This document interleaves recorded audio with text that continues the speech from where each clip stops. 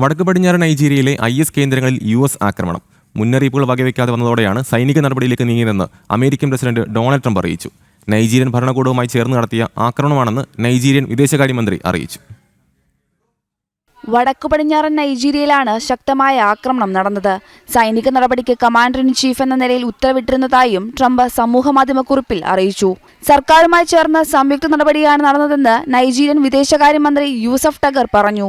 സൈനിക നടപടി ദിവസങ്ങൾക്ക് മുമ്പ് ആസൂത്രണം ചെയ്തതെന്നും അദ്ദേഹം അറിയിച്ചു. നൈജീരിയയിലെ സാധാരണക്കാരായ ക്രൈസ്തവരെ ആക്രമിക്കുന്ന സാഹചര്യത്തിലാണ് ISനെതിരെ നടപടി. ക്രൈസ്തവർക്കെതിരായ ആക്രമണങ്ങൾ നിർത്തിയില്ലെങ്കിൽ കടുത്ത നടപടി ഉണ്ടാകുമെന്നും പലതവണ ISന് മുന്നറിയിപ്പ് നൽകിയിരുന്നുവെന്നും ട്രംപ് വിശദീകരിക്കുന്നു. ഇസ്ലാമികതയെ വളരാൻ തന്റെ ഭരണകാലത്ത് അനുവദിക്കില്ലെന്നും ട്രംപ് സമൂഹമാധ്യമക്കുറിപ്പിൽ പറഞ്ഞു. നൈജീരിയയിൽ തുടരാക്രമണങ്ങൾക്ക് സാധ്യതയുണ്ടെന്നും അമേരിക്കൻ സൈന്യം വിശദീകരിക്കുന്നു. ഇന്റർനാഷണൽ ഡെസ്ക്, ജനം.